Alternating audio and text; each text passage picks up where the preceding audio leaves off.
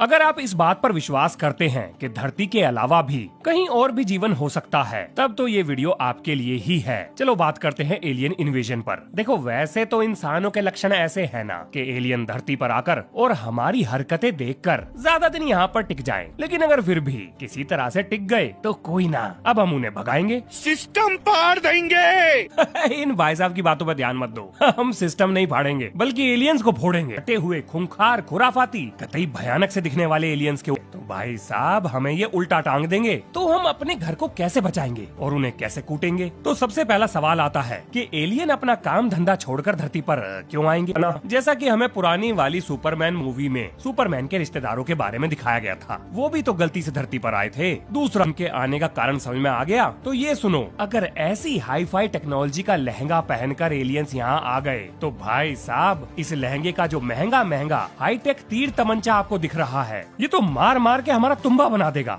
और अगर उनके अपने घर के बर्बादी के पर्चे भर चुके हैं तो उनका क्या पता वो हमारी ही धरती को टेराफॉर्म करने लग जाएं। अब ये टेराफॉर्म क्या चीज आ गया कि ये अपने सुपरमैन के जो रिश्तेदार थे ये अपने टेक्नोलॉजी का तामझाम लेकर अपनी धरती को ही क्रिप्टन मतलब वो ग्रह जिस पर ये रहते थे उसमें बदलने की कोशिश कर रहे थे। अब देखो अगर आपसे कोई आपका घर छीनेगा तो क्या आप खड़े होकर तमाशा देखोगे? नहीं भाई साहब, हम तो लड़े। एलियंस की गुद्दी पकड़कर रगड़ने के लिए हमारे पास 3 चीजें होंगी। पता होना चाहिए कि वो कौन है, क्या चाहते हैं। दूसरा डिफेंस यानी कि रक्षा। बोले तो भाई साहब हमें खर्चे का पर्चा तो भरना पड़ेगा। अब सवाल आता है ये कि अर्ली वार्निंग सिस्टम के लिए हम किस चीज का डर और एयरक्राफ्ट का रिश्ता सास बहू की तरह होता है। मान लो मोहल्ले में कोई फंक्शन था, किसी का मुंडन था। अब भैया सास और बहू दोनों वहाँ पर पहुँच गए। अब भाई साहब बहू ने कर दी सास की बुराई। अब देखो महिलाओं में इंफॉर्मेशन का जो आदान प्रदान होता है, मतलब क्या कहते हैं उसे, हाँ चुगली करना, ये तो लाइट की स्पीड से भी तेजी से। पर बहू है रेडार और बहू के द्वारा छोड़ी गई सास की तारीफें वो है रेडियो वेव। और भाई साहब सासू माँ हो गई हवा में उड़ता हुआ एयरक्राफ्ट। अब जैसे चुगली ने सासू माँ को ढूंढ लिया वैसे ही रेडियो वेव्स एयरक्राफ्ट को ढूंढ लेती हैं। अब जैसे चुगली सुनकर सासू माँ ने एक्स्ट्रा इज्जत भी अपनी बहू को दी थी, ठीक इसी तरीके से एक एयरक्राफ्ट से रेडियो वेव्स टकराकर कुछ एक्स्ट्रा इन्फॉर्मेशन भी लाती हैं। जैसे कि हवा में उड़ने वाली चीज की रफ्तार क्या है, उसका साइज क्या हो सकता है, और इसके अलावा भी दुनिया भर की इन्फॉर्मेशन रेडार टकरा के आने वाली रेडियो वेव्स की मदद से इकट्ठा करता है। अब देखो अगर आपको रेडार की हिस्ट्री, सिविक्स, ज्योग्राफी सब कुछ जाननी है, मतलब कैसे वो बना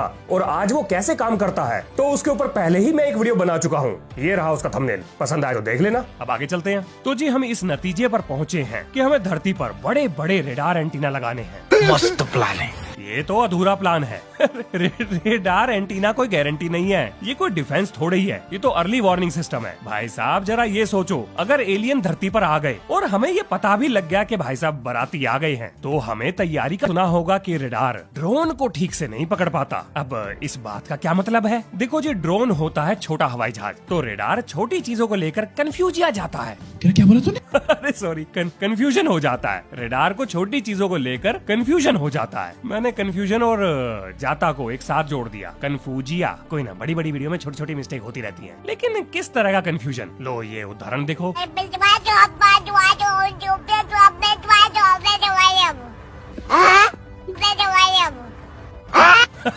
कुछ समझ आया? भाई साहब आपको क्या, 16 भाषाओं के ज्ञानी को भी समझ में नहीं आएगा। अब इस छोटे से बच्चे को मान लो आप ड्रोन, ठीक बिल्कुल ऐसे ही जब कोई छोटा विमान या ड्रोन टाइप रेडार की पकड़ में आता है तो रेडार ये सोचता है कि कछु तो हवा में उड़ रेला है, मतलब उड़ रहा है, पर ये निकम्मा है क्या, ये पता ना। अब जैसे इस बालक ने जो बोला था वो समझ में नहीं आया, ठीक बिल्कुल इसी तरीके से छोटे विमान या ड्रोन रेडार को कंफ्यूज कर देते हैं। और भाई साहब ये शक्तिशाली रेडार जो किसी भी विमान या मिसाइल को पकड़ सकता है, ड्रोन के मामले में बिल्कुल क्या कहें, लुल्लू निकलता है। लुल्लू समझते हो ना? हमारे यहाँ पर छोटे कीड़े को लुल्लू कहते हैं। और देखो अगर कभी आप गांव वगैरह में गए हो या फिर रहे हो तो आपने सुना होगा, अक्सर दादी नहीं कहती, मिट्टी में मत खेल लुल्लू काट लेगा। कि हवा में चलती हुई किस चीज पर शक करना है और किस पास ऑप्शन क्या है। तो जी पहला ऑप्शन है लेजर्स। देखो अगर हम हाई एनर्जी लेजर्स को जियो स्टेशनरी ऑर्बिट में फिट कर दें, मैंने मतलब पिछली वीडियो में बताया भी था कि ऐसी लेजर्स को सोलर पंप लेजर कहते हैं। तो अगर हम ऐसी लेजर्स को जियो स्टेशनरी ऑर्बिट में फिट करके एलियंस की फील्डिंग लगा दें तो एलियंस लटक जाएंगे। खाओ माँ कसम। अरे भाई साहब रुक जाओ। यहाँ एक समस्या है। मान लो कि लेजर्स का एलियन शिप और एलियंस के ऊपर कोई असर होता ही ना है, तब क्या करोगे? हाँ जी, ये भी तो हो सकता है कि एलियंस ने टेक्नोलॉजी के सारे चैप्टर अच्छे से चार्ट रखे हों और उनका शिप और उनकी ऊपरी बॉडी लेजर प्रूफ हो। अब ऐसी सूरत में हम क्या करेंगे? तो जी अब आता है हमारा सबसे ताकतवर हथियार, वो है न्यूक्लियर बॉम्ब। अब आप सोच रहे होंगे ये तो इन्हें पक्का निपटा देगा। अब देखो लग तो रहा है कि ऐसा ही होगा, लेकिन इसके साथ भी एक समस्या है और बहुत बड़ी समस्या है। और इसके बारे में आप डॉक्टर मिचियो काकू से सुनो, उसके बाद में समझाता हूँ। Detonating a nuclear bomb in deep space is not so dramatic. Yes, there's radiation, but there's no blast or shockwave. For the same reason that in outer space, nobody can hear you scream. There's no air to conduct the blast. अब देखो doctor Michio काकू के हिसाब से space में ये bomb फोड़ के कोई फायदा तो होगा नहीं, क्योंकि ना ब्लास्ट बनेगा ना शॉक वेव बनेगी, तो ये सारी माथापच्ची करके फायदा क्या? भाई साहब फायदा है, बिल्कुल है।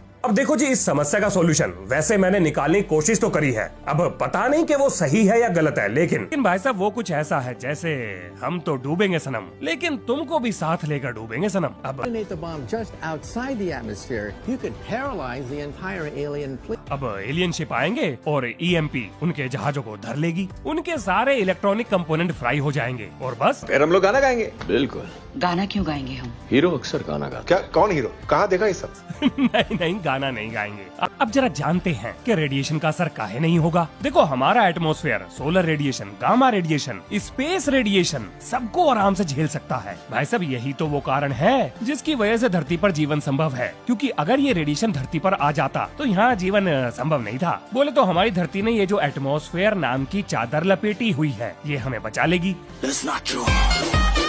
अरे ना बाबू ना, थोड़ी जल्दी कर गए खुशी मनाने में। यहाँ एक समस्या है। नहीं, भयंकर समस्या है। देखो जी समस्या ये है कि स्पेस से निकलने वाले एलियंस अगर टेक्नोलॉजी की ABCD के बजाय A to Z पढ़कर बैठे हुए तो ये इलेक्ट्रॉनिक्स का इस्तेमाल काहे करेंगे? ये तो किसी एडवांस टेक्नोलॉजी का इस्तेमाल करेंगे। हो गया सत्यानाश। अब देखो यहाँ पर आप सोच रहे होंगे कि भैया आने तो ससुरों को धरती पर पटक पटक के मारेंगे। कमलेश निकाल तो अपने दादा की दुनाली।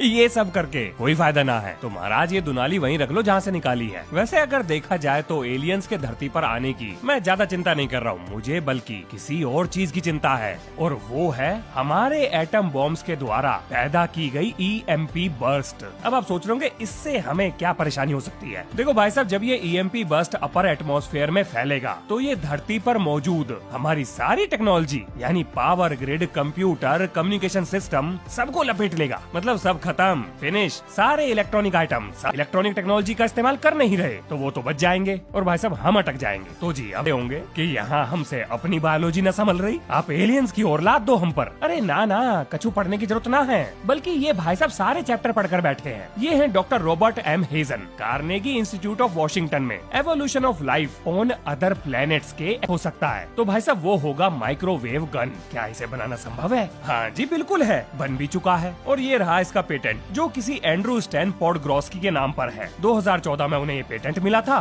तो जाहिर सी बात है इसका हथियार तो उन्होंने जरूर बनाया होगा। अब जरा ये जानते हैं कि ये काम कैसे करेगा। देखो जैसा कि आप जानते हो कि माइक्रोवेव पानी के मॉलिक्यूल को बहुत तेजी से घुमाती है, मतलब वाइब्रेट कराती है, जिससे हीट पैदा होती है। तो हमारी ये माइक्रोवेव गन एलियन की बॉडी में मौजूद पानी को वाइब्रेट कराएगी और भाई साहब वो फट जाएगा। हाँ मतलब होना तो यही चाहिए, क्योंकि माइक्रोवेव में जैसे अंडा फटता है एलियन भी फट जाना चाहिए। उम्मीद तो है, बाकी जब सामना होगा सच्चाई का तो तभी पता होगा। ये सुन लो। फैजल कब खून खौलेगा रे तेरा? तुमरे अब्बू को मार दिया, दिन दहाड़े भाई को मरवा दिया। तुमरे हाथ से कब चलेगा रे गोली?